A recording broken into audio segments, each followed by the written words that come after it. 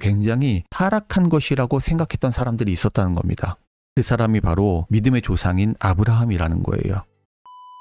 아브라함은 우르라는 곳에 살았습니다. 우르는 지난 시간에 여러분들 공부했을 때 뭐라고 했죠? 우르는 인류 역사상 최초의 메트로폴리스라고 했죠. 수메르 문명이 매우 발달한 지역이었다. 이렇게 설명을 드렸습니다. 자, 그러면은 지금 우리가 지도에서 보고 있는 지역이 메소포타미아 문명의 남쪽에 있는 지역이고 수메르 문명이 꼽혔다고 말씀드렸어요. 여기에 사는 사람들을 수메르인이라고 부른다고 제가 설명을 드렸습니다. 그리고 수메르의 어원은 셈에서 나온다고 제가 설명드렸고요. 그거를 세뮤얼 노아 크레이머 교수님이 고증으로 밝혀냈다고 말씀을 드렸습니다. 그러니까 아브라함의 고향인 우르 지역은 셈의 후예들이 거주하고 있는 지역이다. 이렇게 생각을 하시면 되는 거죠.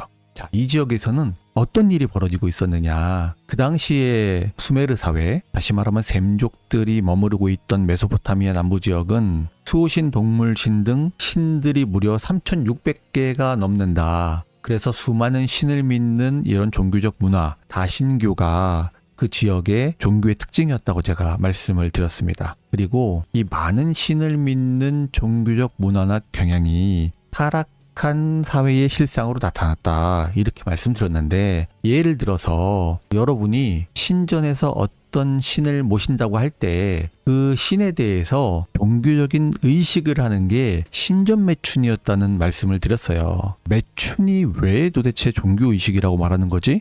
신들이 삼라만상을 좌지우지한다는 거예요. 그래서 대기의 신이 비를 내리잖아요. 그럼 대기의 신이 비를 내리려면 어떻게 해야 돼요? 고대 수메르 지방의 사람들은 이 비가 신들이 땀을 흘리면 비가 되어서 내린다고 생각을 했다는 거죠. 신들이 땀을 흘려야 되잖아요. 신들이 땀을 흘리려면 어떻게 해야 돼요? 고대 사람들은 어떻게 생각을 했냐면은 이 수메르 사회의 신화를 제가 지난 시간에 말씀드렸을 텐데, 그 중에 굉장히 중요한 신이 사랑의 여신 이난나라고 했잖아요. 그래서 이난나하고 대기를 관장하는 엔릴이라는 신이 둘이 성교를 하게 되면은 땀이 난다는 거죠. 그래서 그 땀이 비가 되어서 내리면은 농작물이 잘 자라는 거지. 물이 공급되니까 농작물이 잘 자라고 풍년이 든다는 거죠. 그래서 그 신전에서 모시고 있는 신들이 흥분을 하도록 만들어야 되고 성교를 하게 만들어야 되는 거예요.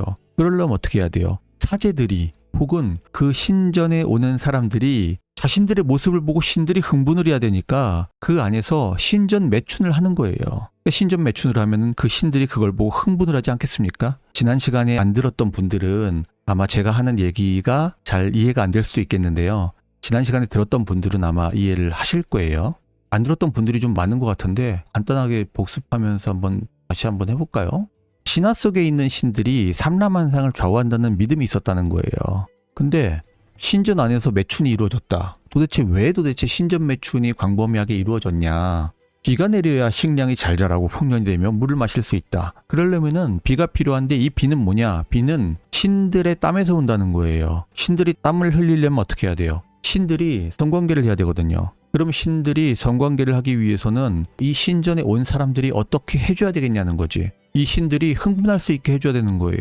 그래서 신전에서 사람들이 성관계를 하는 거예요. 그러면 신들이 흥분해가지고 성관계를 하고 땀을 흘리겠죠. 이 땀이 곧 비가 되어서 내린다고 볼 수 있는 겁니다. 그래서 이 비가 내리면은 농작물이 잘 자라고 풍년이 드는 거예요. 그래서 이 신전 안에서 성교는 신성한 매춘이라고 불렸습니다. 실제로 신성한 이 매춘을 하는 여자들이 사제였어요. 사제, 여사제. 이 신전 매춘을 하는 여자들이 성창으로 불리면서 존경의 대상이 되었다는 거죠. 성창, 여기에서의 성자는 성스러울 성자입니다. 신들이 이 제사를 보는 건데, 이 제사는 뭐냐면은 이 제사가 별게 아니에요. 이 제사가 이 신전에 오는 남자들하고 이 여사제, 성창이 성관계를 하는 게 바로 제사인 거예요, 여러분. 그래서 여사제는 성창으로 불리면서 존경의 대상이 되었고요. 남자가 신전, 지구라트라고 불리는 신전에 와가지고 매춘을 한 다음에 화대를 내요. 이 화대가 바로 헌금의 기원이죠. 왜? 신전 안에서 신전 매춘은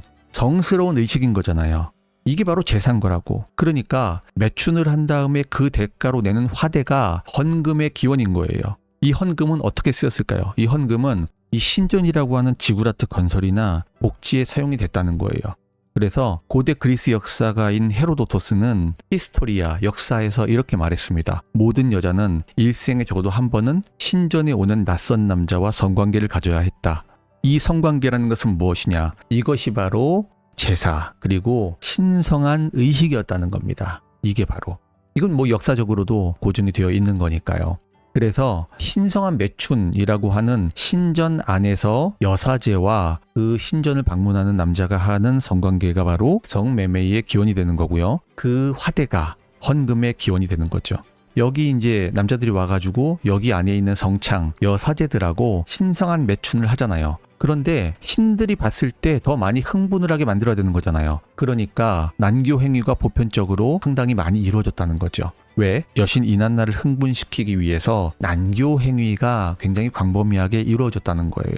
굉장히 타락한 거죠. 근데 생각해보면은 신전 안에서 매춘을 하다 보면은 아이가 생기지 않겠어요? 가자님, 여사제가 여러 명이었다는 거네요. 네, 맞습니다. 요거 자료 보시면은 여자들이 쭉 앉아있죠. 요게 다 이제 여사제들인 거죠. 성창들인 거죠. 여사제들이 이 안에서 신성한 매춘을 하게 되면은 이게 종교의식입니다. 이 종교의식을 하게 되면은 옛날에는 지금처럼 피임이 발달하고 그런 게 없었잖아요. 그러니까 아이가 생기겠죠. 그러면은 그게 사생아인 거잖아요. 이 사생아가 생기면은 이 사생아를 이 수많은 신들에게 제물로 바쳤다는 거예요. 이게 바로 인간 제물의식의 기원입니다. 다시 말하면 인간 제물로 바쳐지는 이런 아이들은 성창의 사생아들이었던 거죠. 성창의 사생아들은 어디에 버려지는 게 아니라 제물로 바쳐졌다는 거예요. 이 당시에 제물이라는 건 번제라는 거거든요.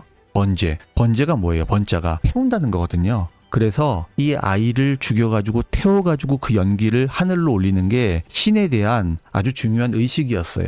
그래서 이 사생아를 제물로 바치는 게 광범위하게 이 당시에 퍼져 있었다라는 거고, 그래서 이게 굉장히 타락한 것이라고 생각했던 사람들이 있었다는 겁니다.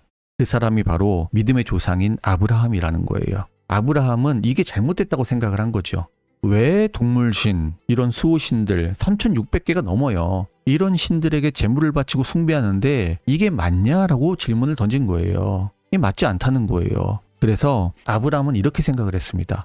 신들이 3600개나 있는 게 아니라 신이란 유일하게 딱 하나만 존재한다. 이렇게 생각을 했다는 거예요. 근데 아브라함의 아버지는 테라라는 사람인데 테라의 직업이 그 수많은 신들의 동상을 조각하는 사람이었어요. 신상을 조각해서 파는 사람이 아브라함의 아버지인 테라의 직업이었다는 거죠. 그럼 아브라함이 볼 때는 이거 잘못된 거잖아요. 동물신을 만들고 이걸 팔고 그 신들을 숭배하도록 하는 게 잘못되었다는 거잖아요. 그래서 아브라함이 그 우르라는 지역에서 유일신 이외에 인위적으로 만들어 놓은 신의 형상은 다 잘못됐다고 생각을 하고 이 신상들을 다 깨부수고 다닙니다. 여기 오른쪽 보시면은 한 사람이 요 망치 들고 막 깨부수고 다니죠. 아브라함이 요 신상들이 다 우상이라고 생각을 하고, 신은 하나니까 사람들이 숭배하는 이 동상들이 다 잘못됐다고 생각을 하고 이 망치를 가지고 우르 곳곳을 다니면서 사람들이 보이지 않는 그런 시간, 그런 장소에서 이런 신상들을 다 깨부수고 다닙니다. 굉장히 독특한 거죠.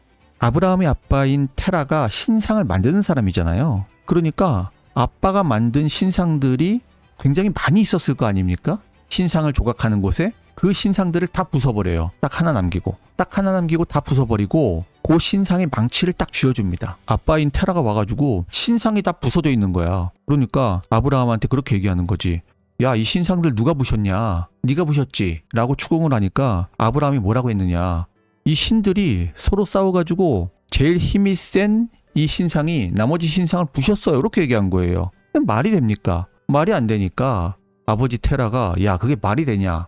이 조각상들은 힘도 없고 생명도 없고 움직일 수도 없어. 그냥 조각상일 뿐이야. 어떻게 이 제일 큰 조각상이 나머지 조각상을 때려 부순다는 말이야. 말도 안 돼. 네가 부순 거지. 이렇게 얘기하니까 아브라함이 아빠 테라한테 딱 반기를 든 거예요. 분명히 아빠가 이 조각상들이 힘이 없다고 그랬고 생명이 없다고 그랬고 움직일 수 없다고 그랬잖아요. 움직일 수 없는 신상들을 도대체 왜 숭배하는 건가요? 라고 질문을 하면서 반기를 들었다는 겁니다.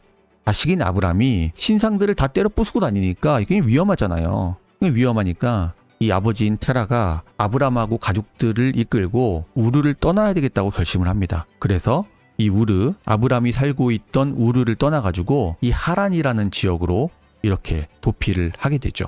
근데 이 우르라는 지역에서 아브라함이 이렇게 떠날 무렵에 이 오른쪽에 있는 엘람이라는 도시국가에서 우르를 공격해요. 그래서 우르가 엘람의 공격을 받아서 멸망을 하고 맙니다. 그게 기원전 1963년경의 일인 거고요. 그래서 아브라함이 우르를 떠난 것도 대략 기원전 1900년대라고 보시면 되겠습니다.